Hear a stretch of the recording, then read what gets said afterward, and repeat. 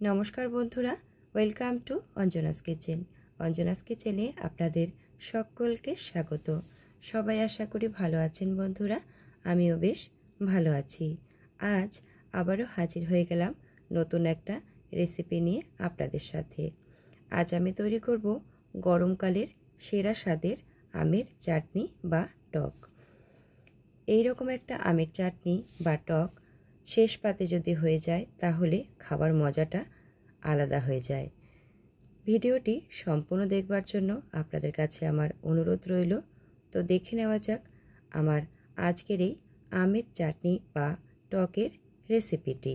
এর জন্য আমি 5টা আম নিয়ে নিয়েছি। বন্ধুরা, এই আমগুলো আমি কাঁচা এনেছিলাম, তবে দুদিন ঘরে থাকার ফলে আমগুলো একটু পাকা পাকা ভাব হয়ে এসছে। তাই ভাবছি এই আমগুলো দিয়ে আমের চাটনি বানিয়ে ফেলি। এর জন্যে আমগুলোকে আমি ভালো করে চোকলাগুলো ছাড়িয়ে এইভাবে কেটে নিয়েছি, আর মাঝখানটা লম্বা করে টুকরো করে নিয়েছি। এবার এক সাইড করে রেখে দিলাম। আর এদিকে গ্যাসে কড়া বসিয়ে দিয়েছি। কড়াটা গরম হয়ে গেলে এর মধ্যে আমি অল্প সর্ষের তেল দিয়ে দিয়েছি। তেলটাকে খুব ভালো করে গরম করে নিয়ে এর মধ্যে আমি হাফ চামচের থেকে অল্প কম কালো সর্ষে ফোড়ন দিয়ে দিলাম। এবারে খুব ভালো করে নাড়াচাড়া করে ভেজে নিচ্ছি। দেখুন খুব সুন্দরভাবে সর্ষেগুলো আমাদের ভাজা হয়ে গেছে। এখন আমি গ্যাসের ফ্লেমটা মিডিয়াম করে রেখে এর মধ্যে আমি কেটে রাখা আমগুলো দিয়ে দিলাম। একটু উল্টে পাল্টে নাড়াচাড়া করে ভেজে নিতে হবে। খুব বেশি ভাজা দরকার নেই, একটু 2-3 বার এভাবে উল্টে পাল্টে নিলেই হয়ে যাবে। এবার এর মধ্যে দিয়ে দিচ্ছি পরিমাণ মতন লবণ, আর দেব পরিমাণ মতন হলুদ গুঁড়ো। সামান্য পরিমাণে হলুদ আমি অ্যাড করে দিলাম, খুব বেশি হলুদ এখানে দেওয়ার দরকার নেই। এবার হলুদ লবণ ভালো করে নাড়াচাড়া করে মিশিয়ে নিয়ে 2-3 বার এইভাবে উল্টে পাল্টে একটু ভেজে নিচ্ছি। গ্যাসের ফ্লেমটা কিন্তু মিডিয়াম মাঝেই থাকবে। আমগুলো ভালোভাবে ভাজা হয়ে গেছে। এবারে আমি এর মধ্যে দিয়ে দেব অল্প পরিমাণে জল। জলটা দিয়ে খুব ভালো করে নাড়াচাড়া করে মিশিয়ে দিতে হবে। ভালো করে আমি নাড়াচাড়া করে সব একসাথে মিশিয়ে দিচ্ছি। এবারে আমি কিছুক্ষণ সময় অপেক্ষা করব যাতে ঝোলটা ফুটে ওঠে। দেখুন ঝোলগুলো ফুটতে শুরু করেছে। ঝোলগুলো খুব সুন্দরভাবে ফুটে উঠেছে।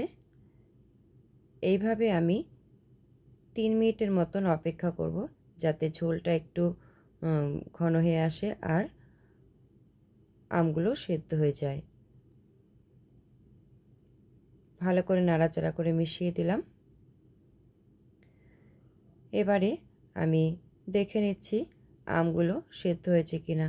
আমগুলো ভালো করে সেদ্ধ হয়ে গেছে, কারণ আমগুলো পাকা পাকা ছিল। এগুলো তো সেদ্ধ হতে খুব একটা বেশি সময় নেবে না, খুব অল্প সময়ের মধ্যে সেদ্ধ হয়ে গেল। আর ঝোলটা কিছুটা শুকিয়ে এসছে। এই পর্যায়ে আমি দিয়ে দিচ্ছি হাফ কাপের মতন চিনি। চিনিটা আপনারা আন্দাজ মতন বুঝে দেবেন, আপনারা যে যেরকম মিষ্টি খাবেন। আর এই আমের টকটা কিন্তু খুব বেশি মিষ্টি হবে না, আবার খুব বেশি টকও হবে না। টক মিষ্টি দুটোই মিক্স থাকবে। ভালো করে নাড়াচাড়া করে মিশিয়ে দিয়ে আমি আবারও একটু ফুটিয়ে নেব। মোটামুটি 3 থেকে 4 মিনিটের মতন আমি ভালো করে ফুটিয়ে নেব। দেখুন 4 মিনিট পর ফিরে এলাম। ঝোল ঝোল যে ভাবটা ছিল সেটা অনেকটাই শুকিয়ে গেছে, আর চিনিগুলো ভালো করে মেল্ট হয়ে গেছে। আর আমাদের আমের টক বা চাটনি রেসিপিটা প্রায় শেষ পর্যায়ে চলে এসছে। এবারে আমি এর মধ্যে দিয়ে দেব কিছু গুঁড়ো মশলা। এই গুঁড়ো মশলাটা আমি বাড়িতে বানিয়ে রেখেছি, নতুন করে বাজার থেকে কিছু কিনে আনিনি।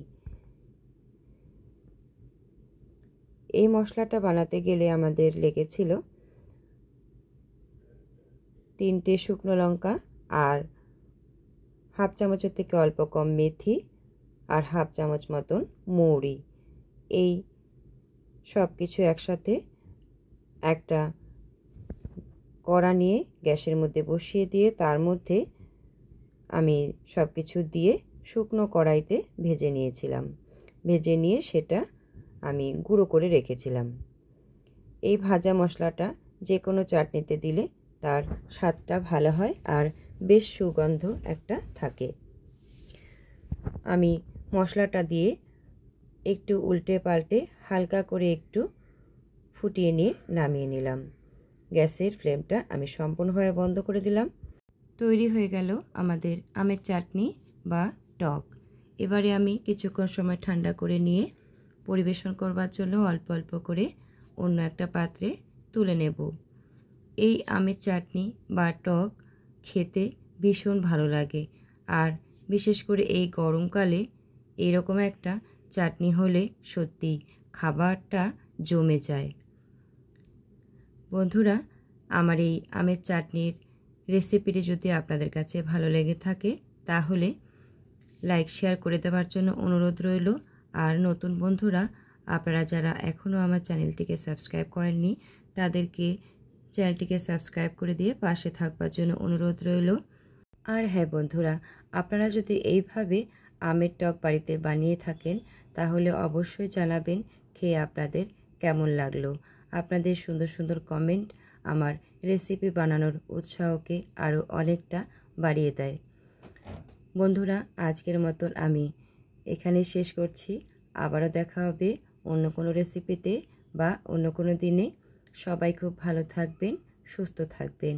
এতক্ষণ আমার পাশে থাকবার জন্য আমার সকল বন্ধুদের জানাই অনেক অনেক ধন্যবাদ।